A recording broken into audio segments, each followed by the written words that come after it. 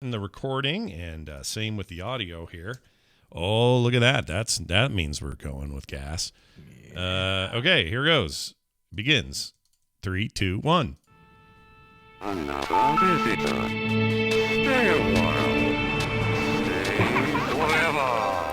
This is The Boop Show, episode 283. It's Tuesday, March 30th, 2021.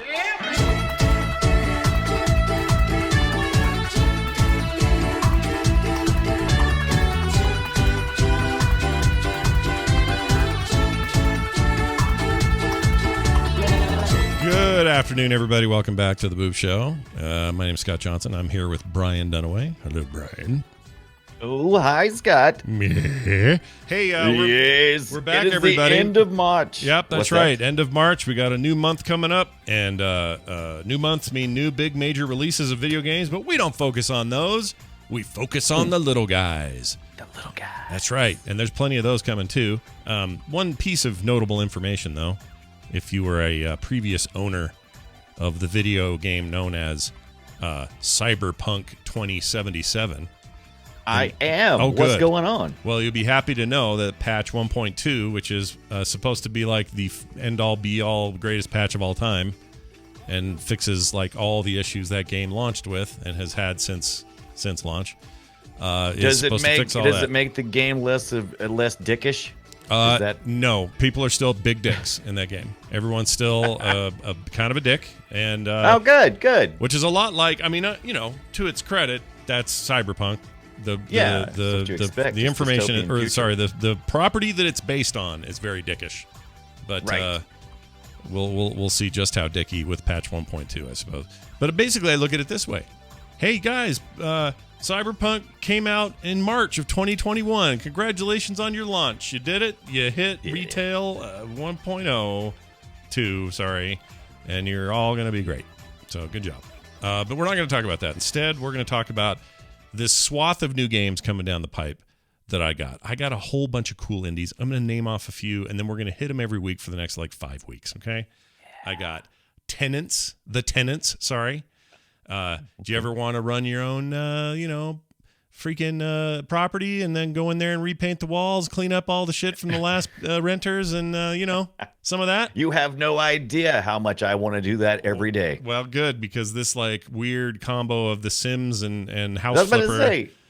It sounds like clean up Sims. It's Yeah, like it's kinda- the in between story. It's a Sims, little, it's the a little in-between like story. that. You buy properties, Yeah. you renovate them, you then rent them, try to find decent tenants, and then you try to sort of manage all of that. And so far, so good. Early access, big raves in the reviews. I got a copy. I'll be talking about that, I think, next week. So watch for that. But a whole bunch after that as well. But I wanted to mention this. As a long-time MMO player, the first MMO I ever played was EverQuest 1. Oh, yeah. Ooh, 1999, was it? I guess so. right. Played that like crazy. I also played a whole bunch of it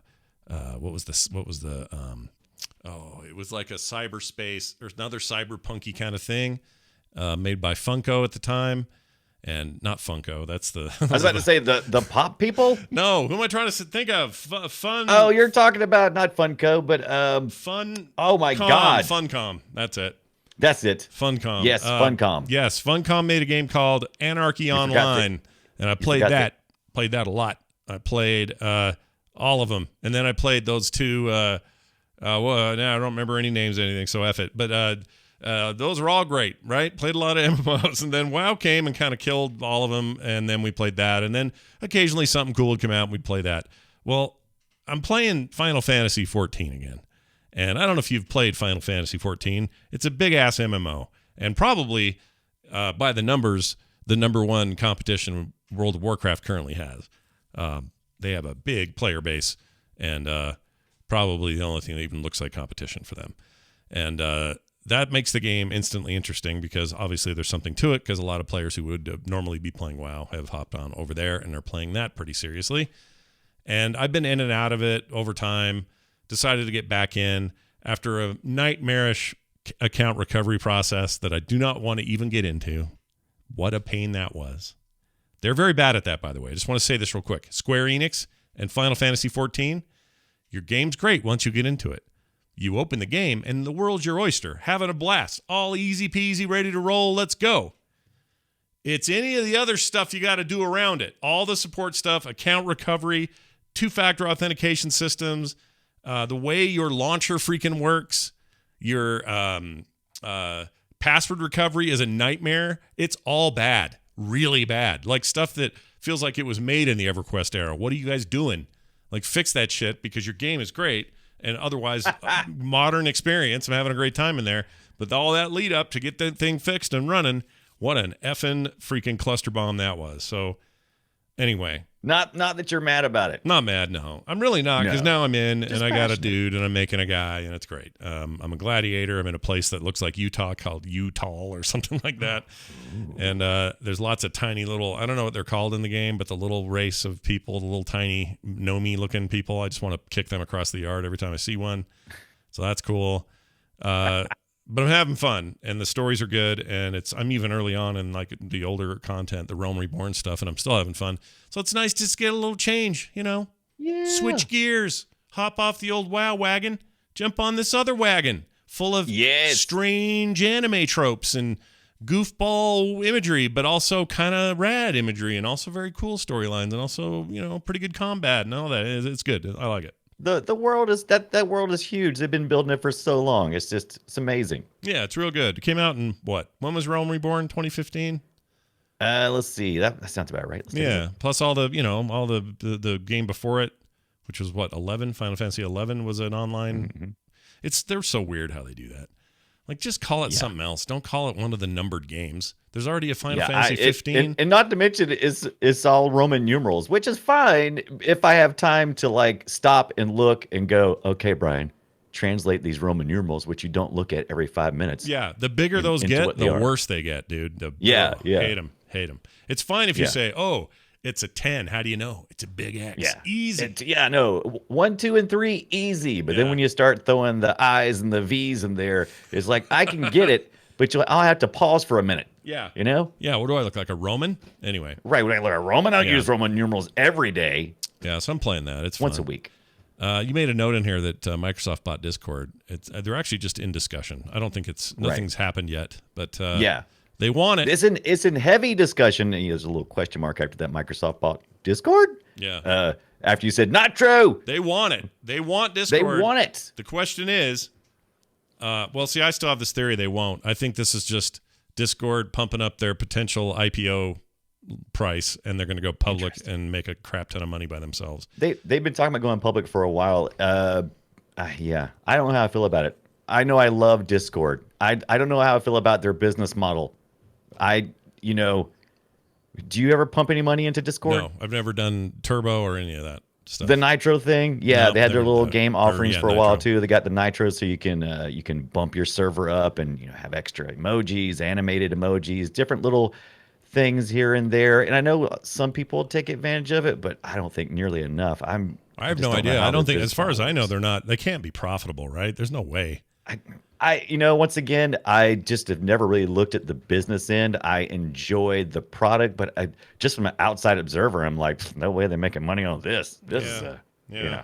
Maybe. I mean, maybe there's enough of those Nitro things going out, but my guess is, my guess is if Microsoft's interested, see, and it's too easy. Luke in the chat he went for the easy fruit here. He says Microsoft will probably ruin the company like they ruin everything else they touch. I think that's unfair to say about any company until they do. In other words, did they buy Skype and let it squander and turn into a kind of a rotten poo? Yes.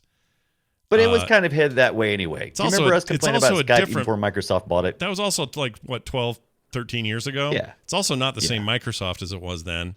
That was a Microsoft that refused to put anything on other platforms. They were still pushing Windows Phone. Like, I think, what's his name was still there. Developers. What's his name? Can't think of his name. Yeah.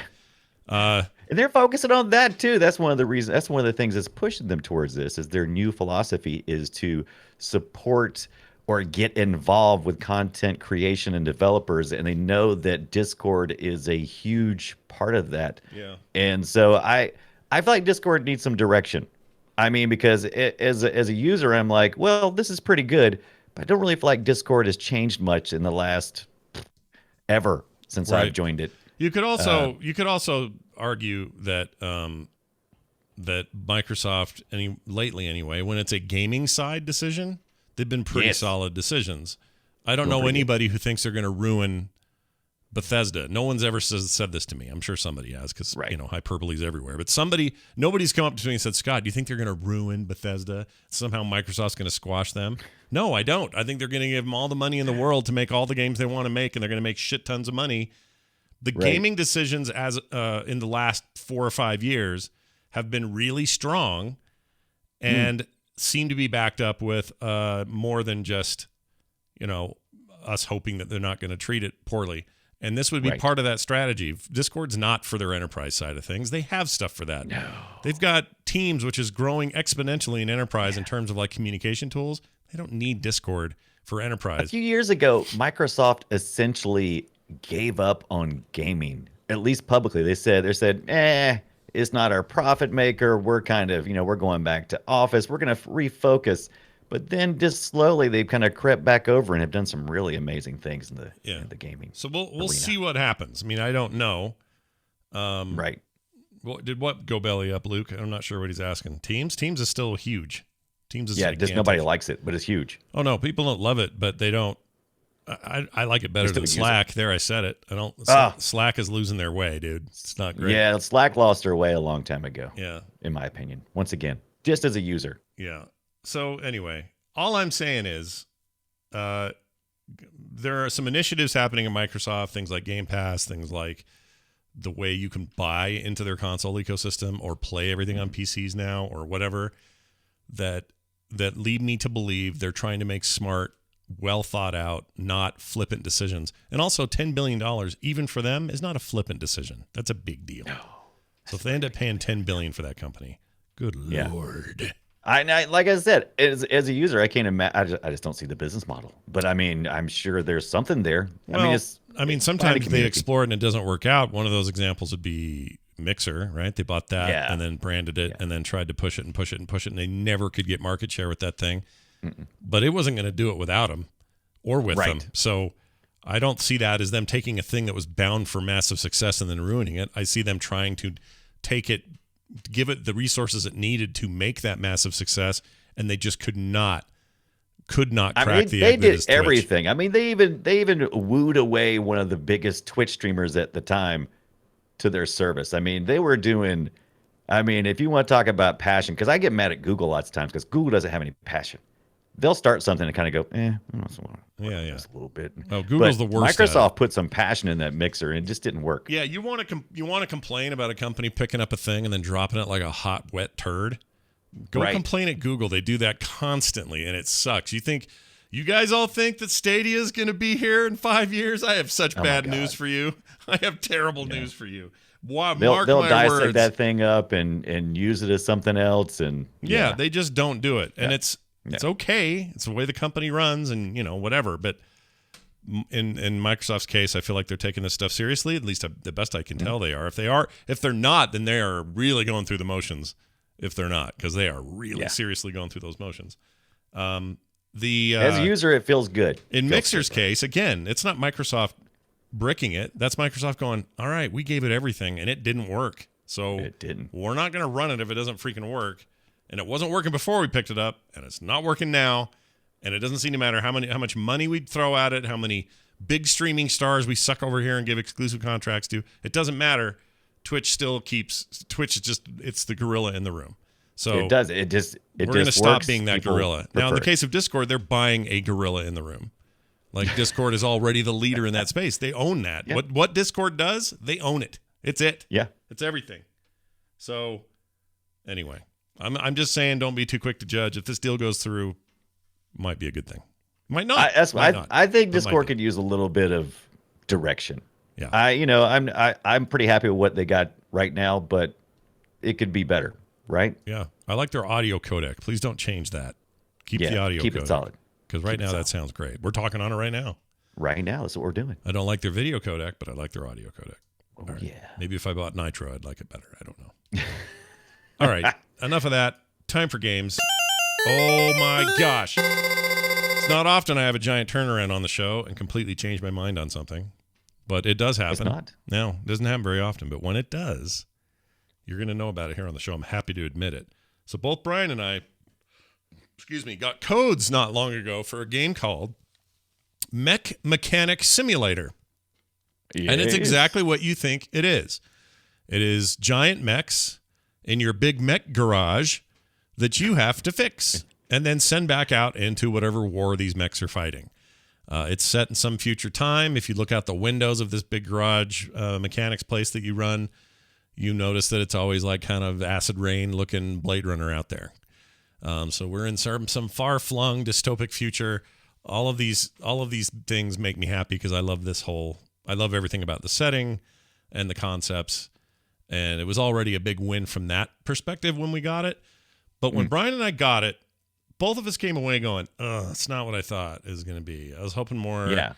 I don't know. I've been loving Shipbreaker so much. So I was thinking, well, it'll be like Shipbreaker. Maybe it'll be like I don't know. I didn't know what it was going to be like. And I never played like that car mechanic simulator, which is very similar. Right. Apparently they're I never played that either. Same people, not same exact people, but some of the same people involved in making this that also made that car thing. That was really popular, still is. It's got an overwhelmingly positive review on Steam. And so when I got in, I was just like, all right, hurry up, dumb robot that's talking to me. Okay, tutorial, got it. Okay, I'm going. I'm just not paying attention. I just want to get to the mechanics. I just want to get in there and see what the hell's going on. So I start taking apart my first, robot leg or whatever. Yeah. And then finding out, oh, wait, am I supposed to remove that? Okay, I've removed it. Now what? Well, now the whole leg's stripped and I don't know what I'm supposed to do. This game is lame. Moved off of it. I'm going to take full credit on the problem here. The problem was I had a shit attitude Right. about how to do this. And the problem I came into this with was I don't have time for no tutorial. I'm going to just intuit this and just learn it myself. Go away. Tutorial. When I cracked it open again one night, just thinking, I'm going to give it its proper due here. Let's just see what the hell is going on. So I did that. And lo and behold, there's a really interesting, for me, game here that was right under the surface. Had I just stuck it out, I would have seen it and everything would have been fine. But I didn't read the tutorial. So once I read the tutorial, it went, oh, that's what I'm supposed to do? Got it. And then this thing opens up. I've fixed, I don't know, dozens of mechs now. I got reputation with all the major mech manufacturers. I've built the extra buildings in my thing. So I got like this rust removal machine. I got a laser machine that helps me retool stuff that's broken. I got a wire fixer machine in case wiring's bad, so I don't have to buy new ones. So I can just use the same wiring, but just fix it, restrip it, put it back in my mech and send it off. Get a new work order, do the same thing. I've gotten to the point now where I'm prestige level 7, which has unlocked most buildings or most construction stuff, including I have a tablet now, so I don't have to run all the way upstairs to get new jobs. I can just do it down on the construction floor space. I can clean the mechs now, so if I get a mech that comes in that's like all dirty, I can hose it down. All the mechs I got that came in were dirty. Yeah, they are dirty. They're all like brown and gross. You gotta like they're filthy. Yeah, and you gotta spray them clean. And it gives you like a little meter, and it's like if you miss a spot, it's like nope, can't start working on it yet. You gotta finish 100%. Yeah, it's like some desert planet war that you're getting a lot of these from. Oh, it's a nice sunny day in this particular day. You know what? I'm gonna defend you a little bit though. I mean, I know you're giving yourself a hard time about this, and I had the same thing. This is a problem I have with a lot of games. If there is a core game mechanic that you're going to be spending, I was not intentionally punny. No. If there's a core game mechanic that you're going to eventually be playing, introduce me at least to a bit of it quicker than, because the exploration of the garage is what you're introduced to. Right. You don't do that a lot. No. And so I spent like a good 15 minutes just trying to figure out what station I needed to be in. And I didn't even know what I was going to be doing. I'm like, what am I even going to be doing? It keeps just telling me, you don't have a mech. You don't have a mech. And I'm like, didn't tell me how to get mech. Yep. Well, here's what they do. They tell you, but you did like I did. You skip through that text too fast. I know. Yeah. Because if you go to that text, it immediately just says, oh, by the way, go upstairs to your computer terminal. You'll see it because we have a big fat icon on it. And then you click on it and it'll give you a potential, stuff. You'll hit yes, please. And Yes, then, please. oh, this is an earlier build of it. Interesting. They used to do it this way. That's pretty cool too. I like that. And Weird. yeah, Okay. if you're not tuning in to the video stream, you should. We show these on YouTube as well as we do our Twitch live stream of this. Yeah. You should check that out. But I'm saying that if two gamers like ourselves, you know, we're I guess tempted enough to bypass a lot of this tutorial, some adjustments needed. Maybe. You know, I'm just saying, maybe just Maybe. Yeah. get I mean, the problem is I install a lot of keys and go, oh, is this any good? I'm here for 5 seconds and this looks dumb. I'm getting out. Like, I do that too much. And so I'm really glad I went back and gave it its proper due because now I can't stop. Right. It's really got its claws in me. And for those who have taken my recommendation on Shipbreaker, which we're still waiting for that damn patch so I can play it again. Oh yes. It does have a lot of that vibe. It is kind of this dissection of this hardware and going, all right, well, I need to do this first or else this isn't going to come off. So I got to do that first. Or this part is totally busted and I can't even retool it. So I'm going to have to buy one on this shop. But if I buy one, it's going to put me $6,000 in the hole and that's bad. So maybe I have to do a loan. Like there's all those kind of considerations as well. You're kind of trying to run this business, make it successful, gain a reputation for yourself. And eventually at prestige level 7, I'm now, I now get contracts, and contracts are like, hey, this corporation wants you to sign a contract. It will be for 4 total mechs with a bunch of criteria. If you do well, you get like 20 grand in bonus plus the 40 grand we're going to pay you. Nice. And so you do a bunch of things like that. Those are interesting and different. I just got a software analysis machine that will make it so when mechs come in and they got like broken control software stuff, something that's like software related, I can scan for that stuff, fix it, put it back in the mech, make it work right again, that sort of thing.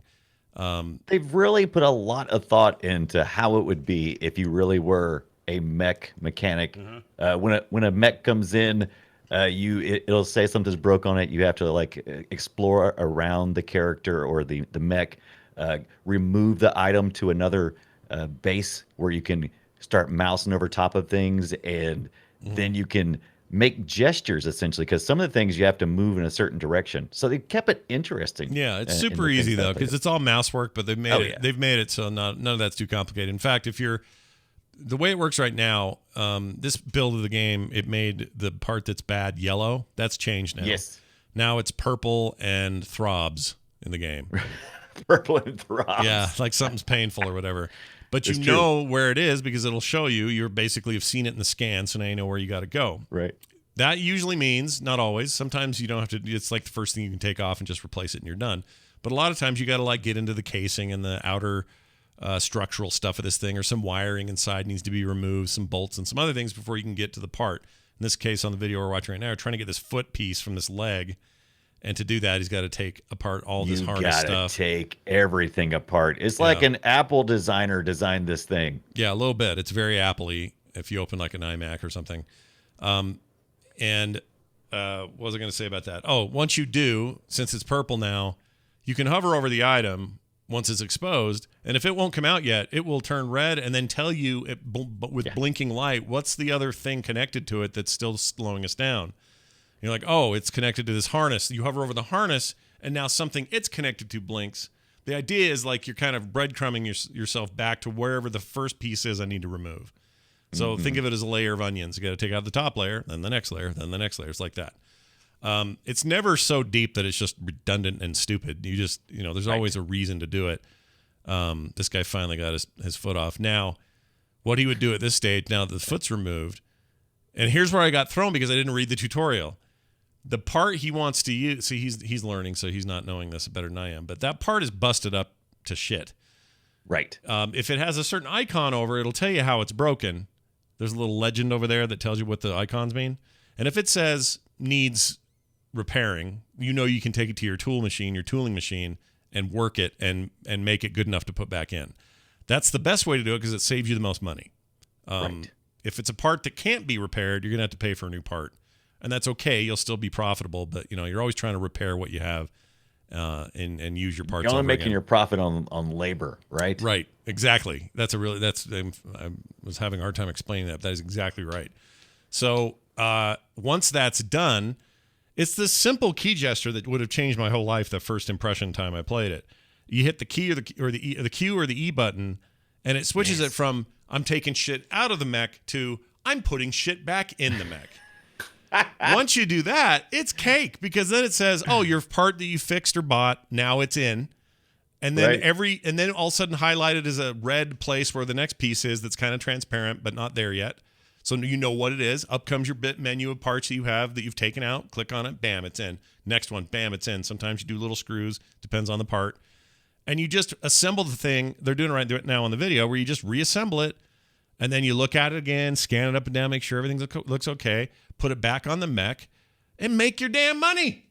Yeah. And then do it again and do it again and do it again and do it again. Yes. This has a just one more mech problem that kept me up till 2 a.m. the other night. I couldn't stop. That's the good part of this game. I quit early too, but it was just because of time-related issues. Right. I was getting a little frustrated as well because I'm like, the going from one area to the next area, it always seemed like maybe I wasn't reading the tutorial correctly. Maybe I was passing things too fast, like you were saying. But it just seemed like I was like, oh, okay, I managed to get one of them on there, and I'm like, I don't want to try to run around and do that again right now. Right. Yeah, if you come back later, your first time, if you've never done one of these, I was frustrated because I didn't know what the frick I was doing. But once I got my head around it, I did the same thing with Minecraft though. I remember when I first started Minecraft, I was like, the very first time, I still remember it. I walked around and I was like, what am I doing? What is this? Why am I just standing? If you don't know the genre, you're going to get thrown. Exactly. It's just the way this stuff works. I dug a hole in the ground. I was like, okay, that was interesting. Okay, I got a crafting mechanic. All right, what can I make? Some dirt. All right, I'm out. Yeah, I make some dirt. Clothes. I'm gonna go make some dirt. Some stupid Lego crap? I'm out of here. And if you screw up, and I left a wire unconnected. Oh no! And sent it back before I noticed, and I got dinged by. Oh no! The money, not a ton. I lost a couple of grand, but I also lost some cred with the corporation that was hiring me to do it. I didn't know you could screw up that way. Oh yeah, you can totally screw up. That's even better. Yeah, it's pretty great. And then the tablet. See, right now you're seeing this guy having to run upstairs every time he wants to put a job away or start a new one. The tablet you unlock and purchase, it lets you just be anywhere and just initiate this stuff from anywhere on the floor. Nice. So there's some nice games are good that way because the best games are the ones that are like they give you something that's slightly inconvenient but not the worst thing in the world. Right. And then they let you find a way to earn your way out of it. And that's kind of what this is. I'm going to play a little sound from it. This is the worst part of the game, and that's why I recorded it, because the rest of it sounds great. It's like machinery and, just cool sounds and all that. Not much to capture there. But in the beginning, there's this robot walking around, and he's just doing loops. He talks to you, and he's kind of your beginning of the tutorial, although he doesn't really tell you much. He's the claptrap of this, but not nearly as entertaining. Oh, my gosh, dude. I want to murder this robot. I hate him so bad. And so what I did is I recorded a little bit of him, and then I'm going to tell you the secret to getting him out of your life, which I'll tell you in a second. Okay, so here's your robot companion. And as soon as you load in for the first time, this is what he says. You're finally here. Your competitors were not as lucky as you are, and they are still sitting in their holes. And you got this gem. You know how hard it was to find this place? And unregistered mechanics are still being prosecuted by the authorities. Since you're operating in a somewhat gray area, they'll surely make me your partner in crime. Screw me apart and make me a blender or some other tool. Just be careful, okay? All right, he sucks. They took something like between Claptrap and This Old House or something. It's like this weird. Just think of all the shitty robots you've ever had to deal with in your life. He is right up there on the list, like number 5. We'll say Mech Mechanics Simulator. So here's the thing. Here's the point. Don't get too far ahead because this is the whole point of the robot. No, sorry. You can turn that shit off. So here's what I did. You now? Yeah. So he walks around. Here's my other problem with him. He's not clippable. You can't walk through him.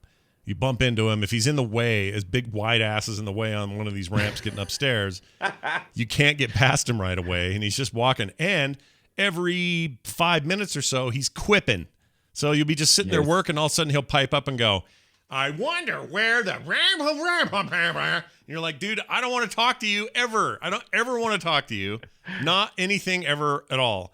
So here's what I found out. In the settings, you can go in there and shut that dude down. He's in the audio settings. He still walks around, so you have to deal with that. Right. But So you yanked his personality chip. I yanked his personality chip. He's now just a drone. Perfect. He doesn't say anything. And it's okay because he never says anything important. Like maybe down the road with early access, they'll find a reason for him to exist. Right now, it doesn't exist. I turned his annoying ass off. I'm done with him. He's out of my life.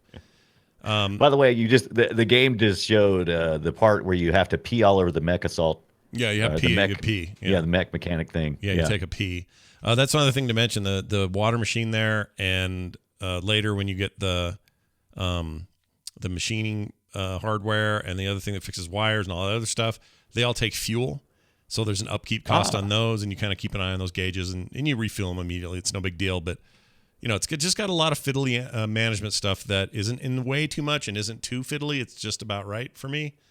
I really like it. Can't say enough about it. Mech Mechanic Simulator, developed by Polyslash, published by Polyslash, Heartbeat Games, and Playway SA. I don't know who all these people are, but there they are. The publishers, there they are. Well, Heartbeat Games did the car one, so I think there's some connection there. And Polyslash is the developer as well. So yeah, I they're guess the they devs. also handle some of the publishing. And they just had some cool ideas, like these gravity bays where you put the parts.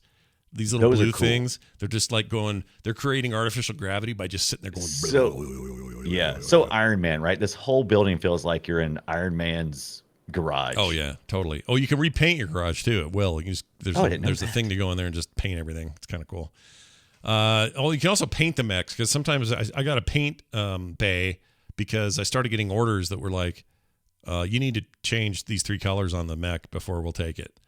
And so you take it into this bay and you kind of like the water, and then paint them, and then you get more money that way. So anyway, the dual nozzle wash machine kind of disturbs me. I don't know, something weird about it, but that's really not really a complaint. That's just, it feels weird. there's something weird about it. Yeah, maybe a little bit. Something weird about having those, because you do it from so far away that the hose, the line of water takes an arc. It's like, yeah, it's just a little bit weird. I'll give weird. you that. But it's now in early access. Came out on the 25th. Available now, 10% off for their launch. $17.99 is the current price. And the way to describe it is become a mech mechanic to deconstruct, rebuild, paint, and fix gigantic iron machines. You live in an age of enormous machines, and you better get ready to get your hands dirty, they say. I totally dig it. I'm really glad I gave it a second shot and actually paid attention, because that was all about me not paying attention.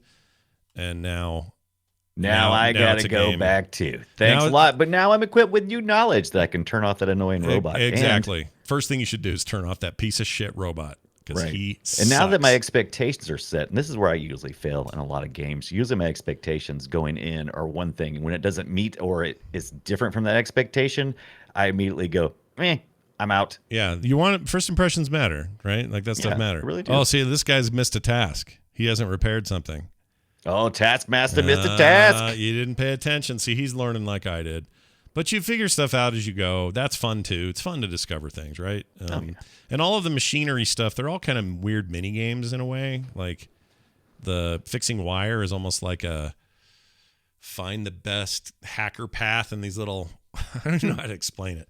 I'd have to show you to even explain it, but they're all intuitive. You get them right away, and you're like, oh, to take rust off this thing, I have to laser it and rotate it while I laser it, and it gives me a progress bar, and just a lot of And fun. now I've taken off my mechanics. hand. Just a lot of fun mechanics and stuff. And Now this is one thing that interests me. I didn't really read the tutorial. I don't know if you gleamed this information. Now you are a mechanic in the future in this mech garage, but you don't have any hands. It's truly first person, but with no hands or anything. Are you human or are you cyborg? Are you?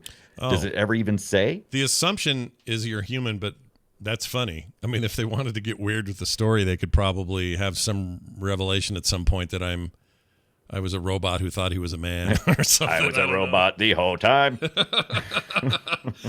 I was not programmed to love.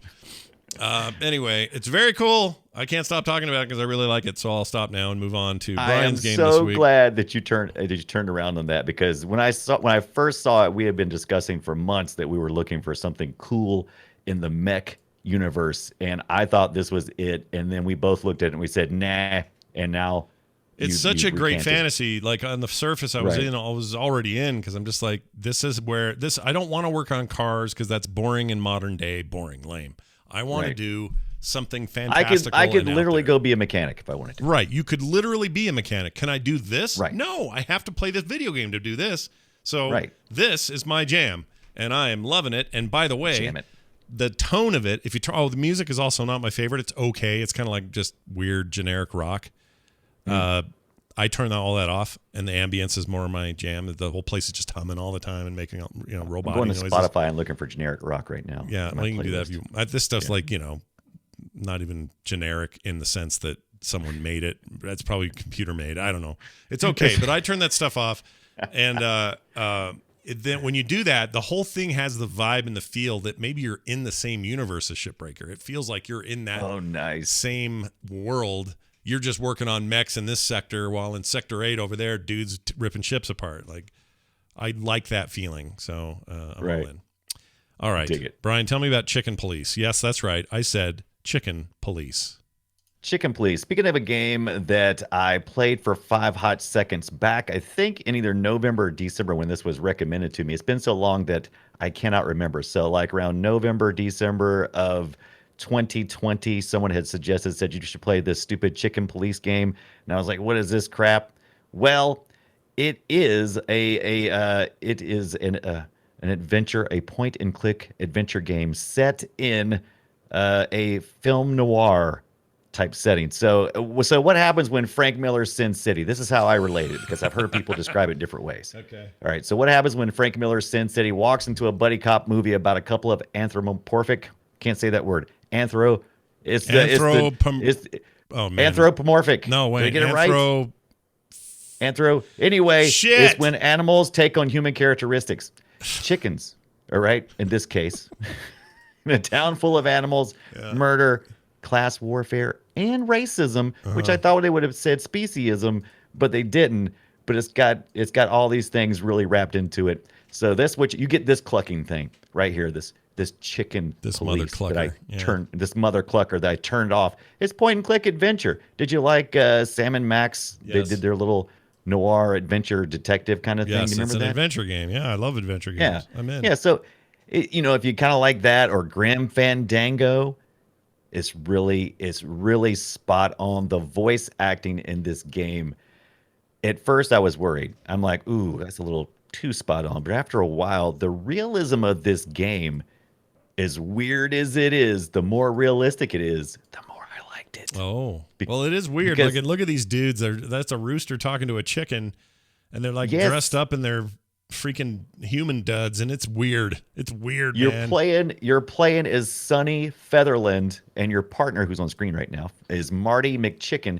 You are 120 days from retirement from the police force, the Chicken Police.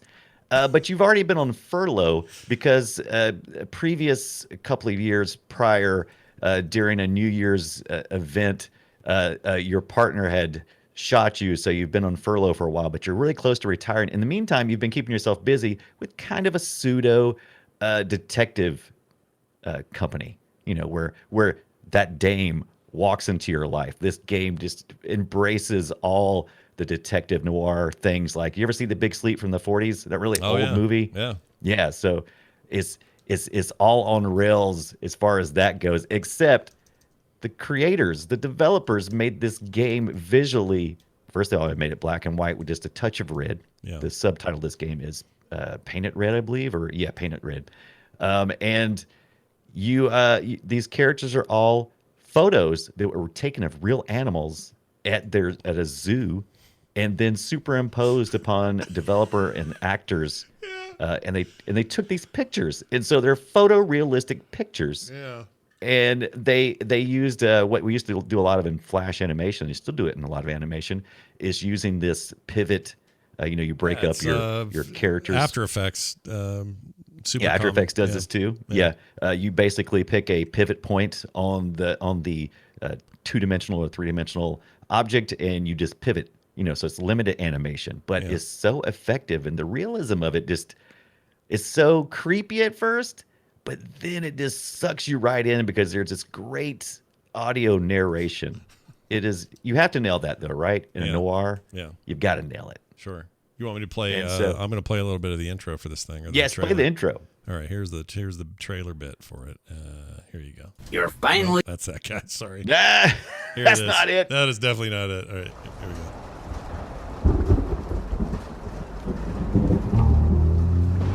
go. A rough night in Clawville. What now? Well, let's gather my stuff and head to the club. One bizarre case to solve. What a pleasant surprise. The rogues the cop was in person. Never heard that one before.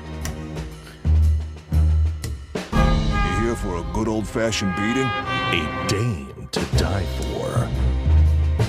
We gotta find out who this Natasha is and what she wants from us.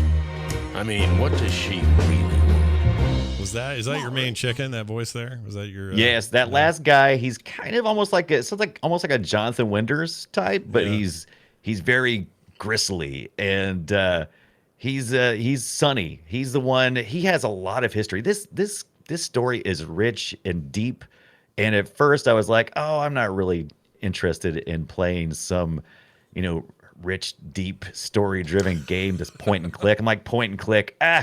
I'm so past point and click. I'm not, apparently. Chicken Police brought me back in, man. Dude, it's nothing wrong with adventure games, point and click adventures. They're great. Yeah. Yeah. It sucked me right in. And plus, they break up. Okay, first of all, all these characters have these really deep stories. Sonny, your main character, is going through some relationship problems. There's a lot of adult themes, by the way, in this game, which they play really loose with, because even the language is like they use a lot of things like clucking to replace the F word. Fake swear words, yeah. Yeah, but then they full out go F-bombing. Oh, do they? Like, oh, that's weird. Yeah, so it's weird. I thought it'd be like Fantastic Mr. Fox did that, where they would insert fake swear words for any time anybody swore, but then they were consistent with it. You're saying this one, they decided to go ahead and go full F occasionally. Yeah, occasionally just go full F if the situation called for it. So you've been contracted. I won't give away too much of the story, but this is right around the very beginning. You get contracted by some rich folks who are being threatened, and you have to kind of figure out what's going on. And in the meantime, there's a murder that takes place, and things keep escalating. Now, you're not just doing adventure point and click. You're also doing some mini games in between that kind of break everything up, and they're really kind of fun mini games. Like, there's one thing: you go to a brothel as a chicken. Yeah, and by the way, this is in this video. I see it. Yeah. Right. So I think this is my gameplay, by the way. Okay, so I'm about to do the mini game here. So if you're into furries, this might be your jam. So you're a chicken. Yeah. But you're in a town that was established for all animals, and it was supposed to be a utopia. But slowly over time, because of the predator and prey aspect of that, the world has lost color, and now the only things you really see are red and a few greens and a couple of other little colors. But there's definitely an undercurrent of something sour going on here. Why is it chickens that are in charge of law enforcement, though? What's that about? Okay, so that's an interesting story. I listened to a little quick interview with the developers, and he said that the thing that started the idea was he watched a YouTube video that had chickens versus bunnies or something. I don't know if it was animated. He didn't really go into it, but he did say that seeing how vicious the chickens were, he was like, yeah, that's my characters. They are vicious. They're just so stupid. Like, right. They're very, they're very single-minded and focused, like a policeman needs to be, because the core game mechanic past the point and click is the interviews. So when you get to a certain part in the storyline, you will actually get to investigate and interrogate these characters you come across. And you have to know things about the character and how they respond to how you question them. And you'll have those choices when you do this, and you're rated as you get through with the questioning of these characters. And you can fail an interview, and it'll kind of stop or arrest that's interesting. The progression. That sounds like that reminds me of that LA Noire game kind of yes, thing. That's a good comparison too. I didn't want to pull that comparison right away because I felt like, oh, people was like, oh, it's just LA Noire, but it's not. But yes, it is. It's also got aspects of that. This journal is fantastic. So you got clues and people and places and codex and stats. And whenever you find out about a character, an individual that is spoken about, you'll get a sketch in your book. But then when you meet them, it'll make it a photograph. And everything, just the interface, the whole interface is just so lovingly crafted. It's such a well polished. It looks game. nice. Yeah. Can you tell me if so? Here we are in the brothel. Do any chickens do it with bunnies or anything? Or we got any kind of intercourse going on in this game? Yeah, dude, right? I think there's some suggestion of that. Yeah. Now that there's like naked, practically naked pictures, partially covered up, but very seductive. Oh, there's one which there. Is yeah.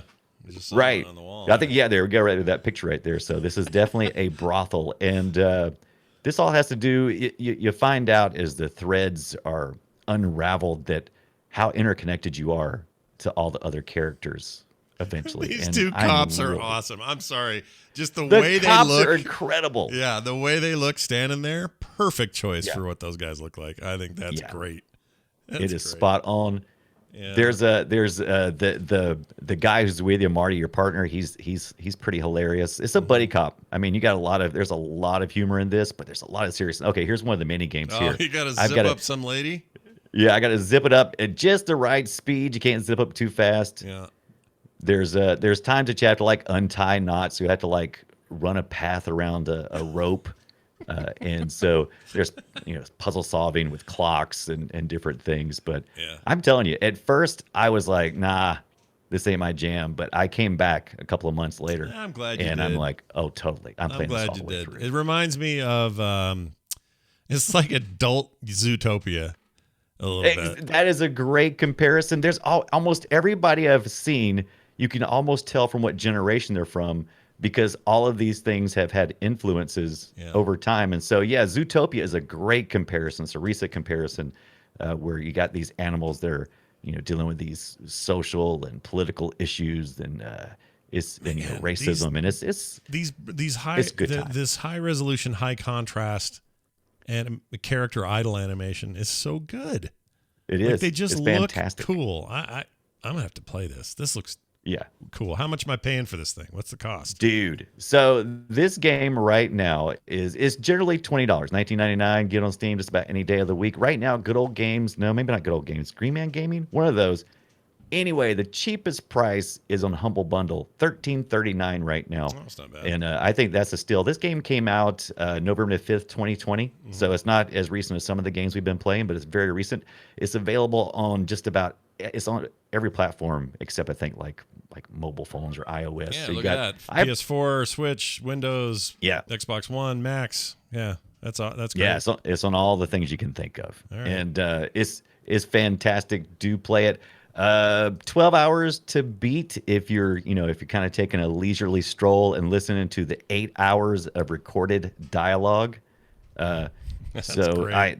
That's where I'm at. And the story, I mean, the thing that will lose or win for this game is story, and you're saying they get it right, so I think I would invest that time. Absolutely. And it's complicated because when you start, if you've ever tried to write down like a dialogue tree and these choices that you have to make, it's very difficult to keep that moving forward in each thread.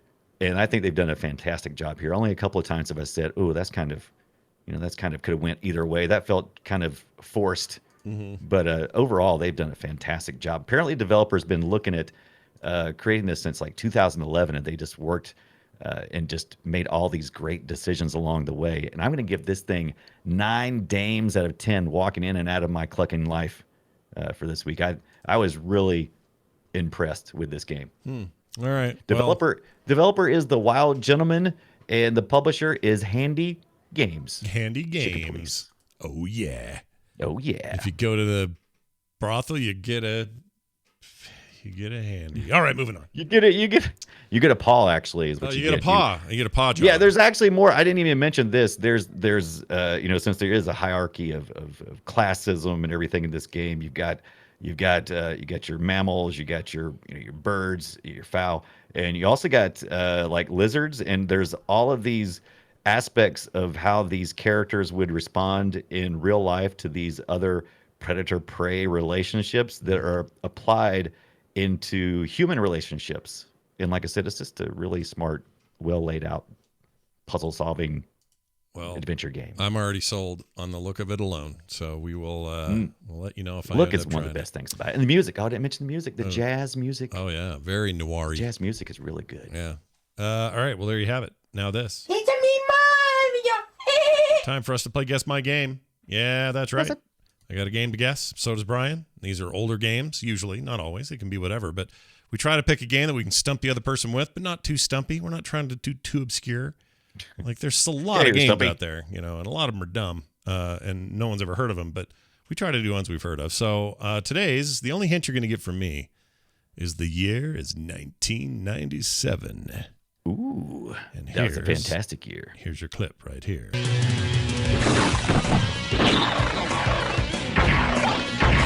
little bit of fighting and then some dialogue coming up. Die, monster! You don't belong in this world. It was not by my hand that I'm once again given flesh. I was called here by humans who wish to pay me tribute. Tribute? You steal men's souls and make them your slaves. Perhaps the same could be said of all religions. All right. Wow. What do you think of that? That sounds both familiar and not at all. I recognize some of the themes, but I feel like this is going to be a part 1 of a game that I've maybe played part 2 of. Well, I can tell you that was the very upfront earliest thing you do in the game. Okay. And it's also supposed to be a prologue of sorts that's sort of an epilogue of the previous game. So it's depicting the events of the final bits of the last game, and then this new game picks up from there. Interesting. So in a way, it's not a sequel in any way. It's just sort of like, hey, here's what happened last time, and now this leads into this next thing. And you got me stumped. I know this story, and I've definitely played one of these, but I'm just not sure what series it's from. It is Castlevania Symphony. Is it Castlevania? Gosh dang it. I almost thought for a second it might be Castlevania. I was like, nah, that can't be right. Symphony of the Night is an important part to add because anything. Like when people say, hey, I played a Metroidvania, they're talking about Metroid and Castlevania Symphony of the Night like. Yeah. I'm not talking about the old ones are basically just side scrollers. This thing is a straight up new kind of way to play at the time anyway, and it was a big deal. That game still holds up. It's very good. The dialogue is terrible. God, I should have got that one. It's horrendous dialogue. I think it's probably the reason why I didn't. I was just like, move on. Let's go. Keep moving. I didn't really play that until later in life when after I had, I'd encountered so many Metroidvania games. I was like, okay, so where's the source at? Yeah. And so I never really played this game back in the day. While all of my friends were playing Final Fantasy VII, I was playing Symphony of the Night. That's how it went for me. Yeah. Big fan. Love it. All right. That's a good one. Good job. Thank you very much. 1997. All right. PlayStation 1, I should have mentioned. All right. Here's the game Brian brought. I have no idea what it is, so I'll just hit play and see if I can figure it out. Here we go. 2000. All right. 2000. Engineering. Bridge repaired. Waiting order received. For the Union. Comrade. Reinforcements have arrived. Waiting order. Structure garrison. Is this burnt into your brain? Yeah, it's Command and Conquer like Red Alert or something. Yeah, which one? Red Alert 1. Red Alert 1. Red Alert 2. Wrong. 2, you nailed it. Structure abandoned. I'll give you a hint. It wasn't the first one, it was 2. It was all this and like, by the way, are you selecting them all like over and over? I wasn't, but whoever was playing was selecting them all because I had forgotten how spammy this game was with the selections. It's like, oh my God. It's the most chatty freaking units I've ever heard in a video game.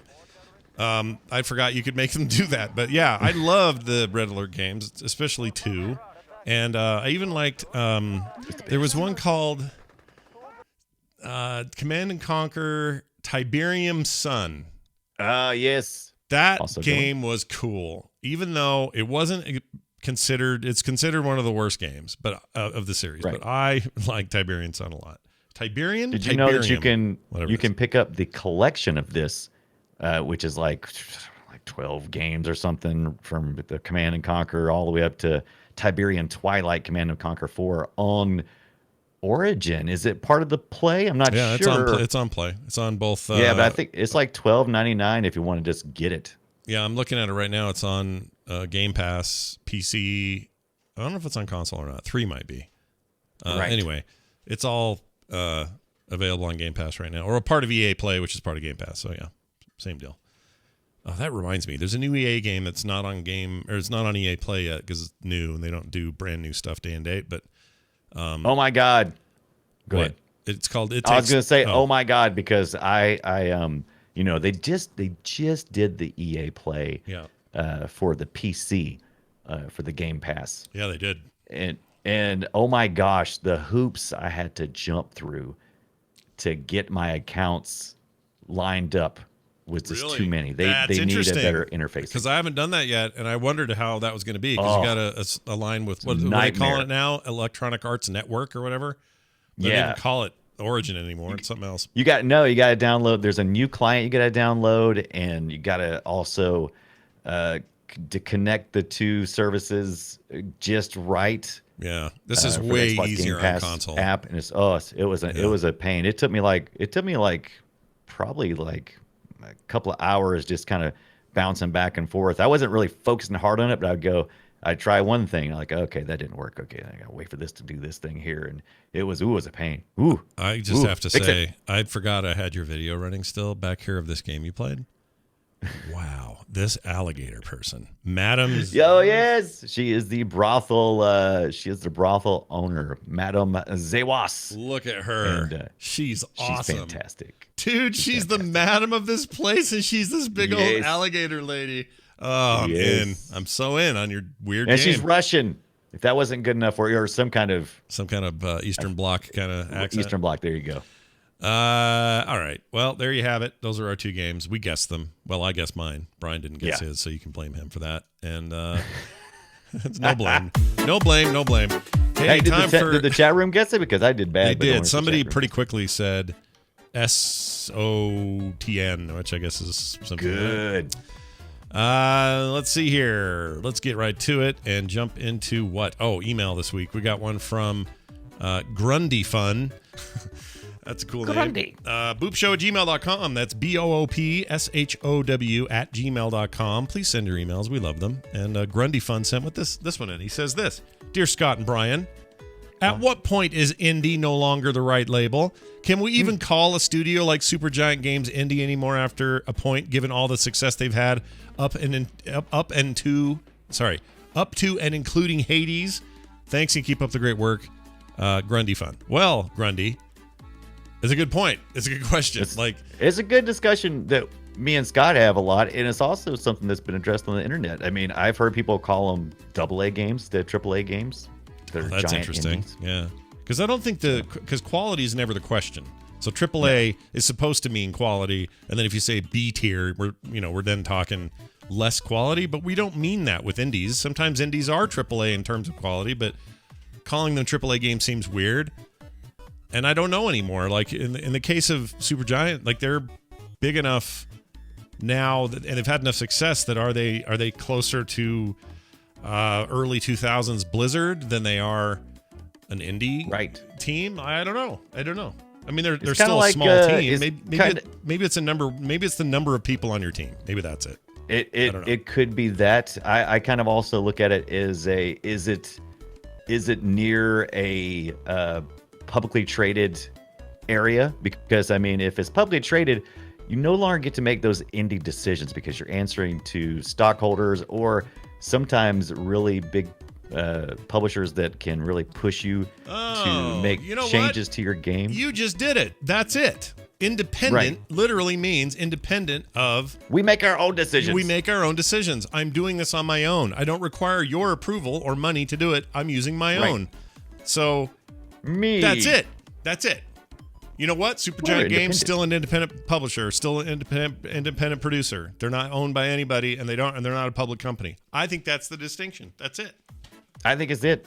I think that is it. On a very base level, we can still get into the weeds on tone and whatever, but I think that's probably it right there. Yeah. As soon as they start answering too much to Epic, then or whoever bosses them around. Whoever buys them and you're bosses them and tells them what to do. Yeah. If they end up doing, if they say jump and they say how high, then you start to wonder how independent they are. But right. But I think you nailed it. I can't believe you kind of accidentally backed your truck right up into that bog. That's exactly it.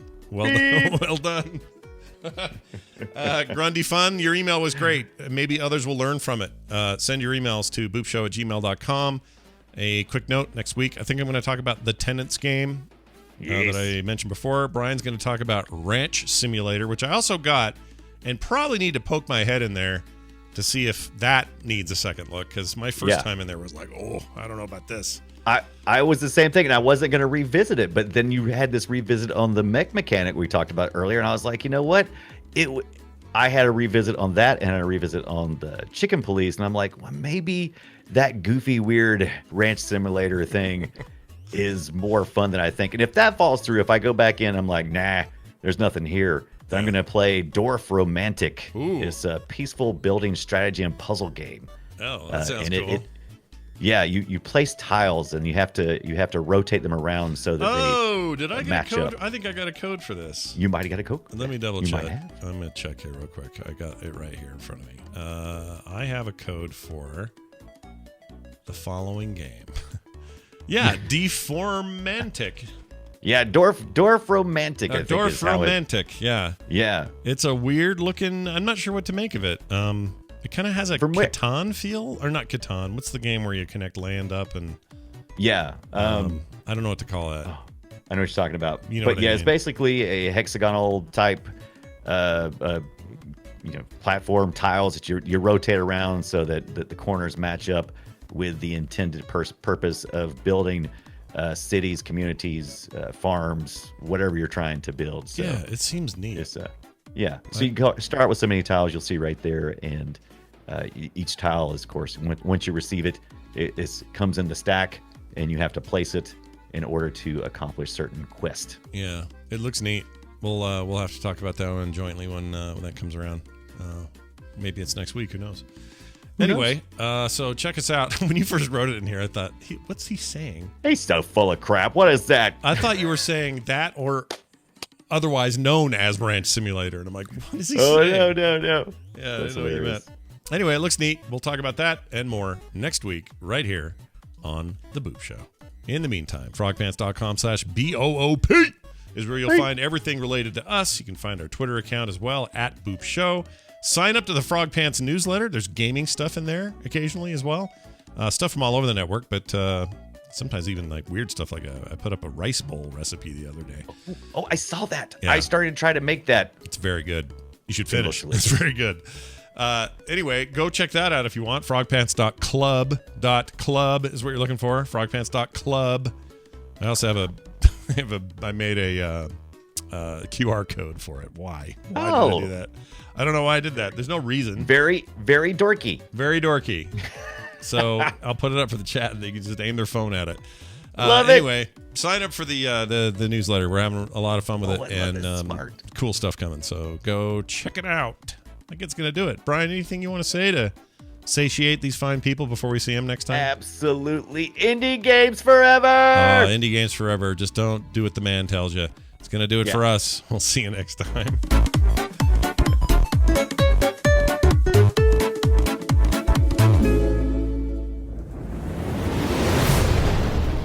This show is part of the Frog Pants Network.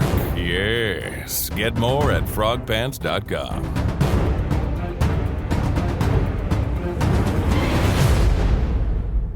I don't like Steam. I love Steam.